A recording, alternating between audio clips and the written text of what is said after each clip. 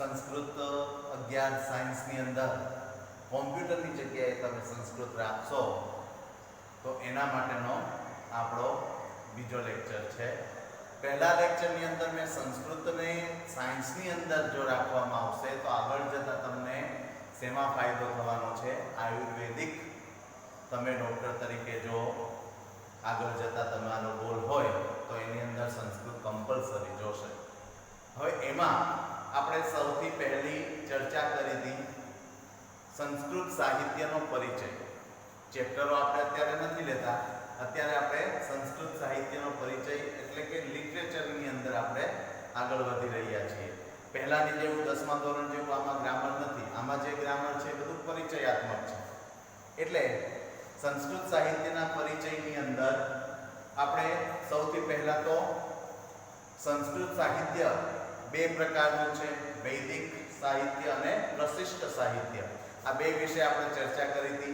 ત્યારબાદ આપણે વેદ શબ્દ એટલે કે અપૌરુષેયાહ વેદાહ, વેદો છે એ ભગવાનના મુખેથી પ્રગટ થયેલા છે.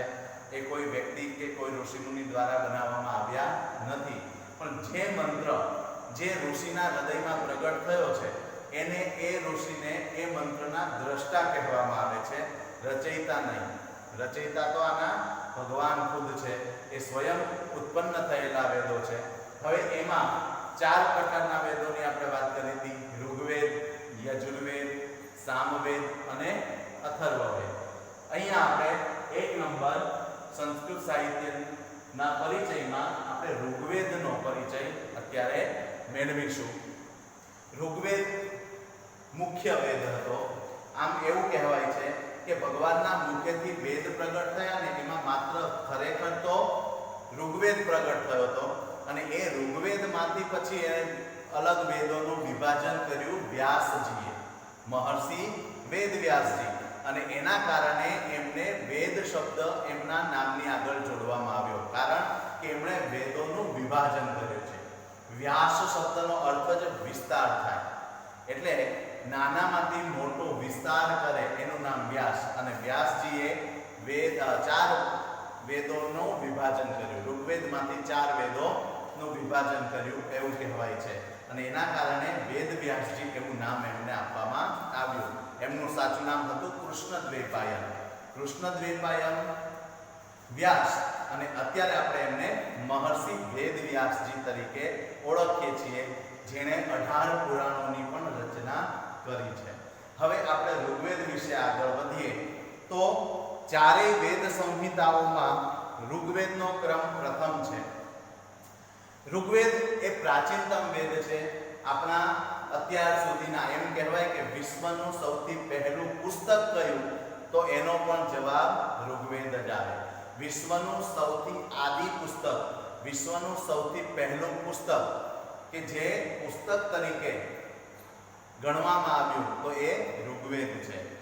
ઋચ ધાતુ, ઋગ્વેદ જે છે ને એની અંદર ઋચ ધાતુ છે, અને ઋચ ધાતુ ઉપરથી ઋચા શબ્દ આવ્યો, એટલે આ વેદની અંદર જેટલા પણ મંત્રો છે આ બધા મંત્રોને ઋચા કહેવામાં આવે છે. એનું ઉચ્ચારણ, એનો સ્વર આ બધું અલગ પ્રકારનું છે. દરેક તમે આપણે જેટલા પણ મંત્રો સાંભળીએ છીએ એ મંત્રો વધારે પડતા માત્ર ને માત્ર યજુર્વેદના સાંભળીએ છીએ.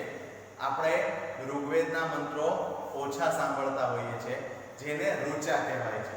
અને એ ઋચાઓ જે છે એ વૈદિક પરંપરા પ્રમાણે જેમાં સ્તુતિ કરવામાં આવી હોય તેવા ઋગ કે ઋચા કહેવાય. ઋગ્વેદના મંત્રોમાં અગ્નિ, ઇન્દ્ર, વરુણ, પર્જન્ય, ઉષા આવા વગેરે દેવોની સ્તુતિઓ કરવામાં આવેલી છે. આ એનો મુખ્ય નામ ઉપરથી એનો અર્થ ખ્યાલ આવી જાય. ઋચ ધાતુ ઉપરથી ઋગ્વેદ બન્યો છે, અને ઋચ ધાતુ એટલે સ્તુતિના અર્થમાં છે, અને એ મંત્રો જે છે ઋગ્વેદના જે મંત્રો છે એને શું કહેવાય છે? ઋચા કહેવાય છે. અને આની અંદર અગ્નિ, વરુણ, પર્જન્ય, ઉષા, ઇન્દ્ર આવા બધા દેવોની સ્તુતિઓ આપેલી છે. હવે એનું માળખું જોઈએ તો ઋગ્વેદનું માળખું છે એટલે કે એનો આકાર છે કે ઋગ્વેદની અંદર 10,000 થી પણ વધારે ઋચાઓ એટલે કે મંત્રો રહેલા છે, જેની અંદર આમ જોઈએ તો એની અંદર હવે એનો 10,000 થી પણ વધારે, પણ અહીંયા આપણે જોઈએ તો એના વિભાજન કરેલા છે જેને મંડળ કહેવાય છે, જે છે 10 મંડળ. 10 મંડળોમાં આ વેદનું વિભાજન કરવામાં આવ્યું છે, એટલે કે આ વેદની અંદર 10 વિભાગો છે. 10 મંડળોની અંદર જોવા જઈએ તો એમાં દરેક દેવો માટે જે સ્તુતિઓ કરવામાં આવી છે એ દરેક સ્તુતિઓની અંદર કોઈકમાં 15, કોઈકમાં 50, કોઈકમાં 25, કોઈકમાં 35 આવા રીતના અલગ અલગ મંત્રોની સંખ્યા પ્રમાણે સૂક્ત હોય છે. હવે એ સૂક્તોની ઋગ્વેદની અંદર સૂક્તની સંખ્યા જો જોઈએ તો 1028 છે. ઋગ્વેદની સૂક્ત સંખ્યા કેટલી છે? 1028. હવે આ 1028 સૂક્તો જે છે તેમાં કુલ જો ગણવામાં આવે તો દરેક મંત્રોની સંખ્યા 10,552 છે. આમાં મંત્રો કેટલા છે? 10,552 મંત્રો રહેલા છે. દરેક સૂક્તમાં એક કરતા વધારે મંત્રો આવેલા હોય છે. ઋગ્વેદની મુખ્ય 5 શાખાઓ હતી, જે પણ ઋષિઓએ પરંપરાના મુજબ જે પણ ઋષિઓએ બનાવેલા હોય એ પ્રમાણે એની શાખાઓ પડેલી હોય. હવે અત્યારે પહેલા ટોટલ 5 શાખા હતી, પણ હાલના પ્રવર્તમાન સમયની અંદર માત્ર એની 2 શાખાઓ જ આપણે પાસે ઉપલબ્ધ છે, અને એ 2 શાખાઓ છે શાકલ અને બાસ્કલ. શાકલ આમ તો શાકલ શબ્દ છે, પણ ખરેખર એ શાકલ શબ્દ છે. ત્યાં શાકલ શાખા અને બાસ્કલ શાખા આ 2 પ્રકારની શાખાઓ છે.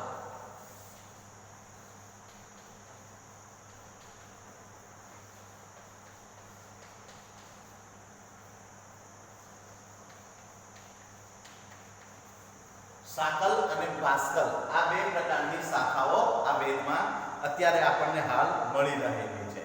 હવે આપણે સૌથી પહેલા તો ઋગ્વેદના નામ ઉપરથી એનો ઋગ્વેદ શબ્દનો અર્થ જાણ્યો, એનો પરિચય જાણ્યો. હવે આપણે એનું માળખું જોયું, એટલે કે ઋગ્વેદની અંદર મંડળો તો કે 10 મંડળ છે, એના સૂક્તની સંખ્યાઓ તો કે 1028 છે, મંત્રની સંખ્યાઓ 10,552 મંત્રો એમાં આપેલા છે, અને ટોટલ ઋગ્વેદની 5 શાખાઓ હતી, પણ હાલમાં માત્ર ને માત્ર 2 શાખાઓ ઉપલબ્ધ છે, અને એ 2 શાખાઓના નામ છે શાકલ શાખા અને બાસ્કલ શાખા. હવે ઋગ્વેદનો મહિમા, આ વેદોની શું કામ આટલી બધી વધારે પડતી એને માન સન્માન આપવામાં આવે છે? શા માટે આટલું બધું? એના માટે વેદો સૌથી પવિત્ર ગ્રંથો માનવામાં આવે છે. તો એની આપણે મહિમા જાણીએ કે ઋગ્વેદ, યજુર્વેદ, સામવેદ અને અથર્વવેદ આ વેદો ભગવાને શું કામ આપ્યા? તો કે મનુષ્યને પોતાના જીવનને ઉત્કૃષ્ટ બનાવવા માટે, પોતાના જીવનને સારું બનાવવા માટે અને પોતાના જ્ઞાનનો વધારો કરી જ્ઞાન દ્વારા ભગવાનને પ્રાપ્ત કરવા માટે આ વેદોની રચના થઈ છે. આ વેદોની અંદર માત્ર ને માત્ર ભગવાનની સ્તુતિઓ જ નથી, આ વેદોની અંદર માણસે પોતાનું જીવન કેવી રીતે જીવવું એનું પણ જ્ઞાન આ વેદોની અંદર આપેલું છે. વેદો જે છે એ વેદોનું ગ્રામર એ આખું વૈદિક ગ્રામર આખું અલગ છે. સામાન્ય આપણે જે અત્યારે ભણીએ છીએ જેને આપણે પ્રશિષ્ટ સંસ્કૃત કહીએ છીએ, એ પ્રશિષ્ટ સંસ્કૃતનો અર્થ છે આપણું લૌકિક સંસ્કૃત. આપણે અત્યારે જે પણ ભણીએ છીએ ને એ બધું લૌકિક સંસ્કૃત છે. વૈદિક સંસ્કૃત હવે ઓછું ભણીએ છીએ કે લોકો ઓછું એ તરફ ધ્યાન આપે છે, પણ ખરેખર વૈદિક સંસ્કૃત જે છે એ વૈદિક સંસ્કૃત એ એટલી બધી હાઈ લેવલ એમાં ભાષાનો કે શબ્દોનો પ્રયોગ થયેલા છે કે જેને સમજવા માટે એનું ગ્રામર થોડુંક આપણને વધારે પડતું અઘરું પડે છે, અને એના કારણે આપણે લૌકિક સંસ્કૃત ઉપર આગળ વધી રહ્યા છીએ. તો વેદોમાં જે જ્ઞાન આપ્યું છે એ જ વસ્તુને પછી બ્રાહ્મણ ગ્રંથોમાં, આરણ્ય ગ્રંથોમાં, ઉપનિષદોમાં અને પછી પુરાણોમાં આવી રીતે એનું એ જ જ્ઞાન આમ તો વેદમાંથી જ બધું જ્ઞાન આપણને પ્રાપ્ત થઈ રહ્યું છે એવું માની શકાય. હવે આપણે જોઈએ ઋગ્વેદનો મહિમા. શા માટે ઋગ્વેદ આટલો મહત્વનો છે? તો એનો મહિમા આપણે એમ કહી શકીએ કે ઋગ્વેદમાં જે આવતા જે સૂક્તો છે એ સૂક્તોની અંદર પુરુષ સૂક્ત, નાસદીય સૂક્ત અને હિરણ્યગર્ભ સૂક્ત જેવા દાર્શનિક સૂક્તો છે, સંજ્ઞાન સૂક્ત, દાનસ્તુતિ સૂક્ત અને વિવાહ સૂક્ત જેવા પારિવારિક સામાજિક સૂક્તો રહેલા છે. પુરુરવા ઉર્વશી સંવાદ સૂક્ત, શર્માપણી સંવાદ સૂક્ત જેવા સંવાદ સૂક્તો ખૂબ જ મહત્વના છે અને પ્રસિદ્ધિ પામ્યા છે. હવે આ ત્રણ પ્રકારના સૂક્તોની આપણે જે વાત કરી તો એ હું તમને એને થોડીક ડિટેલથી સમજાવું કે પુરુષ સૂક્ત, નાસદીય સૂક્ત અને હિરણ્યગર્ભ સૂક્ત આ જે સૂક્તો છે એ બધા દાર્શનિક સૂક્તો છે. દાર્શનિક એટલે દર્શન શાસ્ત્ર. દર્શન શાસ્ત્ર એટલે પ્રભુ પરમાત્મા શું છે, પરમાત્માનું સ્વરૂપ શું છે, પરમાત્માને પામવા માટે શું જરૂરી છે, પરમાત્માને પામવા માટે શું કરવું પડે છે. આ રીતે માણસને પોતાનો જે અંદર રહેલો આત્મા છે એ આત્મા એ પરમાત્માનો જ અંશ છે અને એમનામાં જ આપણે ભળી જવાનું છે. આ પ્રકારનું જેને આપણે મુક્તિ કહીએ છીએ, આ બંધનોમાંથી, જન્મ મરણના બંધનમાંથી મુક્ત થવા માટેના આ બધા સૂક્તો છે. એને દાર્શનિક સૂત્રો, જેને દર્શન શાસ્ત્ર કીધું છે. દર્શન શાસ્ત્રની અંદર તર્ક સંગ્રહ પણ આવી જાય કે જેની અંદર પરમાત્મા સત્ય છે, બ્રહ્મ સત્ય, જગત મિથ્યા, આવા બધા જે સૂત્રો છે એના આધારે આ બધા દાર્શનિક સૂક્ત કહી શકાય. પછી આવ્યું સંજ્ઞાન સૂક્ત અને દાન સ્તુતિ સૂક્ત અને વિવાહ સૂક્ત. આ જે ત્રણ સૂક્તોની વાત કરી તો એ આપણા પારિવારિક અને સામાજિક જીવનને કેવી રીતે જીવવું એનું આપણને જ્ઞાન આપે છે. પારિવારિક જીવન કેવી રીતે વિતાવવું જોઈએ, સામાજિક જીવનમાં આપણો શું ફાળો રહેલો છે, આ બધી બાબતોનો પણ જ્ઞાન આપણને વેદ આપે છે. વેદની અંદર ખાલી ભગવાનના મંત્રો જ છે ને બ્રાહ્મણો માટે હવન કરવા માટેના મંત્રો છે એવું નથી. વેદો એ આપણને જીવન જીવતા શીખવાડે છે. આ જીવનને ઉત્તમ જીવી અને પરમાત્માને કેવી રીતે પામવું એ શીખવાડે છે. માટે આ વેદોનો મહિમા છે. તો હવે આગળ જોઈએ તો સંવાદ સૂક્તો ઉપરથી જ આ જેટલા પણ એની પછી આવ્યા પુરુરવા અને ઉર્વશી સંવાદ અને શર્માપણી સંવાદ. આ સંવાદ સૂક્તો જે છે એના ઉપરથી સંસ્કૃત નાટ્યશાસ્ત્રનો ઉલ્લેખ થયો છે. સંસ્કૃત નાટ્યશાસ્ત્રો પણ આમાંથી જ બન્યા છે એવું માનવામાં આવે છે અને એના કારણે સંસ્કૃત સાહિત્ય વિશાળ પામ્યું છે, વિસ્તાર પામ્યું છે. સંસ્કૃત સાહિત્ય એટલું બધું વિશાળ છે કે આપણે એવું કહી શકીએ કે આપણે ગમે તેટલું સંસ્કૃતનો જો નોલેજ મેળવીએ ને તો પણ સંસ્કૃત એ એક સંસ્કૃત સાગર છે જ્ઞાનનો અને એ સાગરમાંથી તમે ગમે તેટલું પાણી, ગમે તેટલા લોટા કે ગમે તેટલી ડોલ ભરીને સમુદ્રમાંથી તમે પાણી લઈ લો તો પણ સમુદ્રને ફેર પડતો નથી.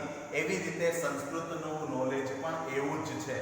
તમે વર્ષો નીકાળી દો સંસ્કૃત ભણવામાં છતાં પણ આપણે સંસ્કૃતનું પૂરેપૂરું નોલેજ આપણે મેળવી શકતા જ નથી. આટલું વિસ્તારથી એમાં જ્ઞાન ભરેલું છે અને જ્ઞાનનો ખરેખર એ સાગર છે અને એ સાગરમાંથી આપણને જેટલું મળે એટલું આપણે લઈ શકીએ એ આપણા માટે બહુ મહત્વનું છે.